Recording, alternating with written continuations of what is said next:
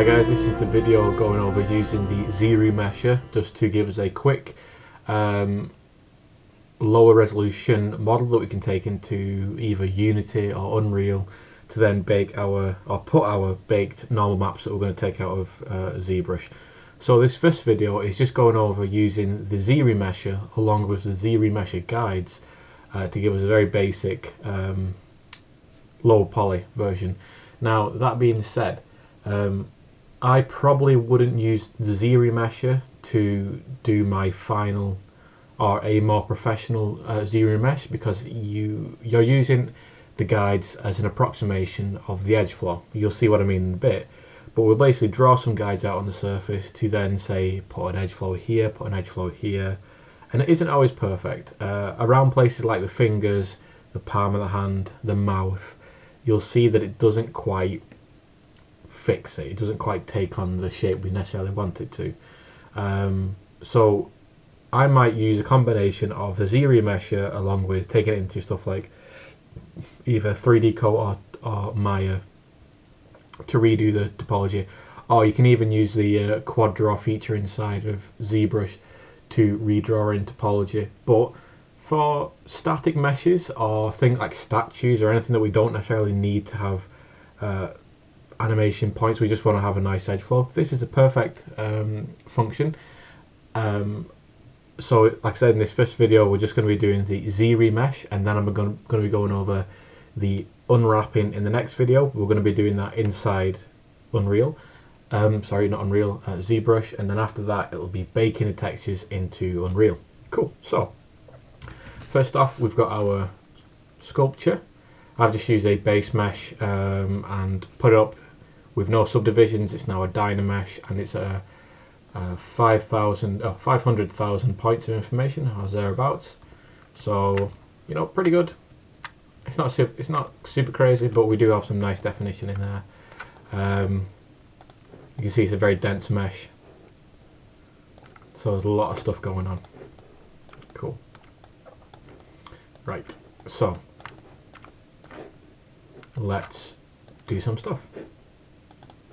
So what I'm going to do first is just duplicate this mesh, because I want this to be my hero mesh. I want at least one untouched mesh. So I'm going to take this. I'm actually going to rename this to, so here's my rename button. I'm going to name that to, now yeah, like I said in class, this is a bit funky. You can't press the caps lock. I'm going to call this body high res. Press enter. To get the capital letters there, I just held down shift while I was typing just to give them my capital letters.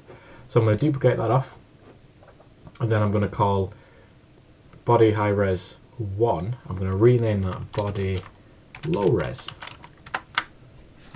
There we go.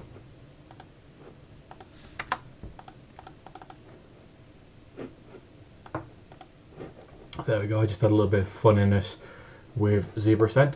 Okay, so I've got my high mesh and I've got my low mesh, but at the minute they're still both the same poly count. This one's very high and this one's very high. So I'm just going to move my high res mesh to the very top of my stack by coming down here and clicking this, which is my move up, and that will move any selected subtool up, or I can even do that to the one to the right, which means go down. So move that to the top. So I've got my high res at the very top, my low res underneath, and then anything else underneath that. So I'm just going to turn my eyes off as well. There is no real reason for doing that. I just like to do that because of cleanliness. Okay, so my low res is still at a high res, but I want to take this all the way down, but I want to maintain some edge flow within my character. Especially if I want to at least take this to Maya or to another retopologizing software later on, I still need, or I still want to have the best edge flow that I want coming out of here, if this is my process. So, just like in class, we're going to be using the ZRemesh guides. So if we click B for our brushes, and then Z, you can see here at the bottom we got Z project, and then we got ZRemesh guides. So making sure that my body low res is selected, I'm even going to turn off just so I've got this one low res mesh selected and visible. To turn off my mop wireframe, I'm going to go to the B and then Z and then ZRemesher guides. There you go. Oh, I've accidentally turned my mesh black. There we go. So now I'm going to start drawing out my edge flow, and for this we're going to actually adhere to the exact same edge flow we've used for everything else, that like the bandit mask, the muzzle mask, the lip mask, with a few other masks in there. So like I said before, I've basically just taken a stock sculpt and then subdivide it a couple of times. So I have lost a fair bit of detail, but I've put some back in along the body, the hips, the neck, and on the back. So we are getting some normal map detail coming out of this later on. So using my ZRemesher guides, you can see there, if I start drawing, we start getting these lines. This is basically telling ZBrush, try and put an edge flow in this area. Okay, so see there. So I'm drawing them out, and if I want to get rid of them, I just have to tap on the mesh, and that will get rid of all the guides that are on the surface. So I'm just going to start off now. I'm actually going to size up my brush a little bit, because the quality of line, or the shape of the line, how much of a curve or how smooth I want it, determines on how big your brush is. So I don't need a whole lot of really fine detail, so there we go. So I'll just start drawing out my muzzle mask, my bandit mask, sorry, like that. And then I'm also going to draw in my optical cavity. So we're just outlining all the different shapes we make at the very beginning of any model. So here, because I'm going to be going some finer detail, I'm just going to size down my brush a little bit. There we go. There you go. Draw a muzzle mask in. Draw my lip mask. I'm actually going to draw another one here. There we go. Now what I don't want to do is put too many edges in here, because too many edges confuses everything. So, oops. So I don't want to do that. I will, however, put a one that splits the mouth down the center, splits the eye down the middle, and because I like this shape, I'm going to put that in there. There's a skeletal structure at the side of the head which mimics that shape. And then, like I said before, too many lines does confuse ZBrush, so I'm not going to put any more lines in here, but you can experiment. You can absolutely experiment with lines, see what results you get. So I'm just going to go through now and just add a few more across the body. So I'm going to add one at the very bottom of the neck. Could probably make my brush a bit bigger. Now I'll go back and do that again, because there was something interesting then. Make it a bit bigger. If I draw from the middle of the front of the neck, and then obviously I can't make it to the back of the neck here, but if I hover over the line and I take my curve, you can see in the middle there it's kind of green. If I take that all the way to the bottom, I can then stroke from there, and it will actually then continue that line instead of having to draw a separate line. So, oops. There you go. I'm just going to draw two lines that I hope it will maintain. Now, let's say I draw a line in which I don't like oops, I've drawn that. To actually get rid of that line, if I hold Alt and drag a line across it, it'll actually get rid of it. So if you do draw a line in like that, and it's gone past the point where you could really Z it back, if you hold Alt, you can see that in our little red circle it's now got a minus, and you draw a guideline over, intersecting that new line, the line that we don't want, you'll actually get rid of it, which is very, very cool.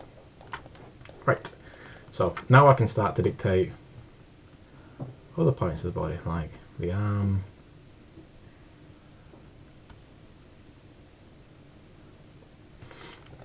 and I am making sure that I've got Z axis turned on, Z symmetry turned on, so that whatever happens on one side happens on the other. And I tend to work on my right character's left. That's something I've always done.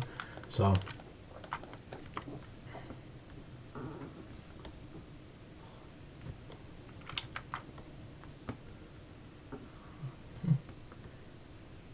So I'm doing a few lines here, just of stuff I want to try and maintain. Like nice little sweeping angles. And like I said, when this is done, it'll give you something, and it probably won't work totally around the face, but it tends to do a very good job of the body, which I'm always a bit happy about. So what you can do is you can then take most of this into Maya or retopologize another section in ZBrush and then connect those things together. They don't have to be made in ZBrush. You can bring something which is more or less the exact same shape, or a lower res version of this sculpture, and then you can do the project, which we'll do later on, and everything will work. It's only when you bring in something that's completely different to the model that it just won't work. But you can absolutely retopologize this any way you want, as long as your structure's good, and bring it back into ZBrush, and everything will be fine.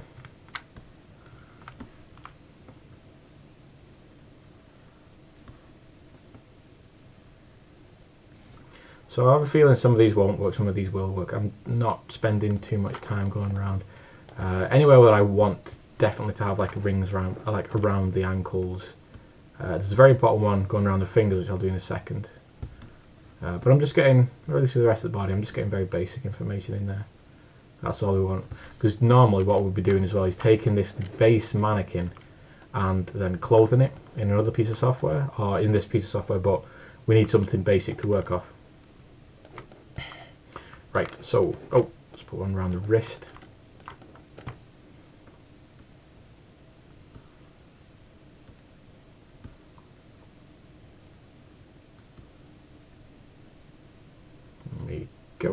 There we go. So, what ZRemesher will do is obviously go over our structure and say, is this working, is this working, is this working? And then it'll try and compute the edge flow it thinks should happen. Now it will mess up around the hand, so I want to try and get as much information into this hand as possible. But the main ones is literally just where the fingers or the thumb would come out of the hand, so I can try and get those edge flows in there. Now this is a little bit tricky because you are working with surfaces that are dead close together, so you might just want to bring your size down to get a finer brush like that, and just work your way around slowly. So you only have to do this once as well, because it's whatever happens on this side happens on the other. You can see there that it's not quite done its job right.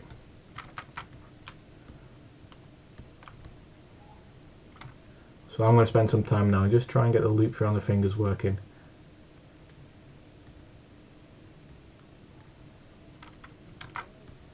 As best I can. Or I might get a couple of them done and then show you what will happen with one of them that isn't done and one of them that is done. Okay. Ooh, there we go. Oh, it's not perfect, but... And like I said, this isn't the be-all... Ooh, something's gone on there. Okay. So like I said, this isn't the be-all and end-all of how to retopologize. This is just a very quick way. And like I said, I wouldn't rely on this to get a game-ready object. You can get a very good looking object, but it's going to lack certain things. It's going to lack good facial edge flow. It's going to lack good minor deformation edge flow, like for the fingers and stuff. So that sort of thing is you take this into a different software, fix that, then bring it back. Okay, so I'll come up to the little finger now. And I'm in a rush now. Well, I'm rushing this a little bit, but we are 15 minutes through the video, or thereabouts, so that's not too bad. Whoop. Okay, so we've got some landmarks in there. Okay, cool. So right now I'm going to do a save, because ABS always be saving. So I'm just going to call this safe and dump it on my desktop. Cool.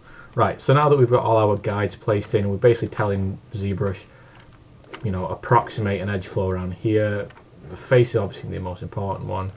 I'm going to go to my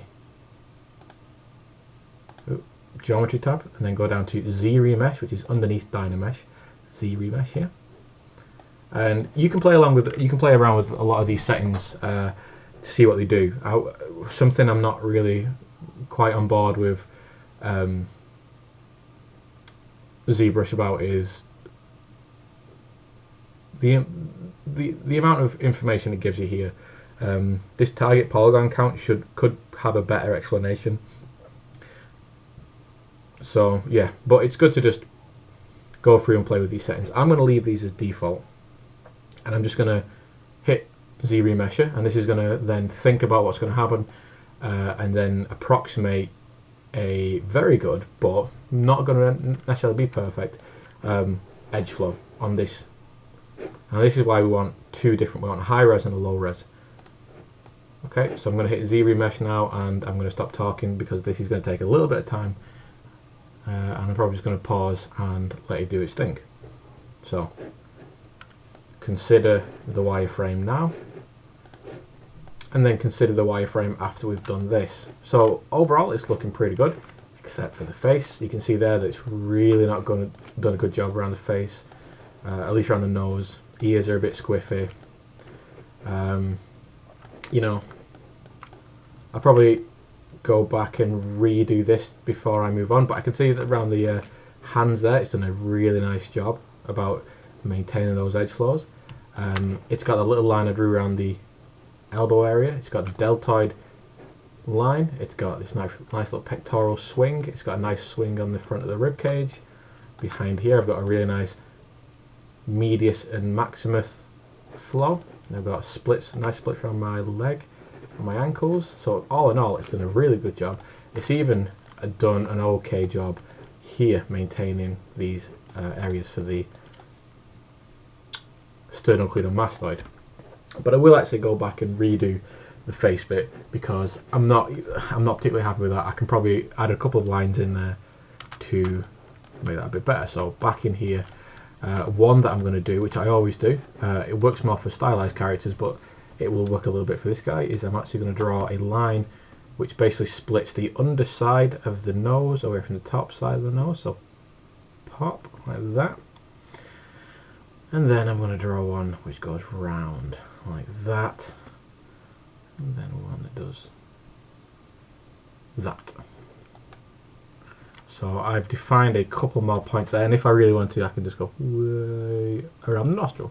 Like I said, the more you put in, the more it can sometimes, you know, if you really get, we're going to get some conflict of edges around here, so it might give us a really kind of crazy unwrap there. I'm actually going to give one around the actual, like that. And for poops and giggles, let's give one around our ears to see if we can get a better unwrap in your ears. And in fact, what I'm going to do is I'm going to up the target poly count here to 7 or something a bit higher than that, because that will increase the amount of polygons. Not in a great deal, but it will increase. And obviously more polygons means better. Better looking mesh, but not necessarily something we can just take straight into a game engine. It might be a bit too much. So, yeah. I'll say it's a 15. Let's go 15 on this. Right, so I'll stop the video again, do my remesh, and come back to you when it's done. So consider the mesh. Okay, so that did it quite quickly, and it's done an even worse job on the face. You can see what I mean about too much information can sometimes mess it up. But what I'm going to do is I'm going to say, fine, that's okay, it's a demonstration. And what I would do is go into Maya and fix this somehow. I'd probably just take away all this front section of the face and fix it. But for now, that's fine. I'm going to leave it like that. Or am I? No, I'm not going to leave it like that. Okie dokie. After one more try, I got an even better unwrap. There we go. So I just deleted a couple of edges, and it gives me an alright unwrap, which is fine. That's fine. That's just the ear messing up. There's not actually a hole. Excuse me, I just had to sneeze. There's not actually a hole in the ear. That's just ZBRUSH kind of struggling to render that polygon. Okay, so this is our mesh. this is what we're actually going to take into Unreal. You can see that even just just up in that 15, the mesh has got a little bit denser. Not a great deal, but a little bit more. Okay. So like I said, this is not the sort of level of density that we want to take into a game engine. This is a little bit too much. Just as a naked figure, this is 16,000. That's minus eyeballs, that's minus any internal mouth bag features like teeth, that's minus any hair, that's minus any clothes. So very quickly that can get up to about 50,000, which AAA range maybe, but generally we want to keep it as low as possible, but still looking very cool. So that's ZRemeshing the body. So we'll go over what I did there. We had our high poly that we duplicated. We renamed both of them, as long as you keep track. You don't have to rename them, but just to keep track of stuff, I renamed it. And then we used our ZRemesh guidelines on this new low-res version to draw in the guidelines that we want to. And then when we've done that, make sure that Z symmetry is turned on. We went to ZRemesher, which is underneath Dynamesh, and we just hit ZRemesher. Maybe doing that a couple of times, changing a couple of these things, of these settings, seeing what the best outcome is. Make sure it's nice and low poly, or lower poly, I should say. Okay, and then when we've got the right look, we're okay for stage 1. So that's stage 1 done. And next video we're going to be doing the unwrapping inside ZBrush, which again isn't perfect, but you know, it's for what we're doing, it's fine. But I would always advise taking this into like Maya, 3ds Max, Blender, whatever your thing of choice is, and doing it in there, because again you've got a lot more control in there, especially in Maya. You've got just a crazy amount of control over your UVs in Maya. So I'll see you in the next video.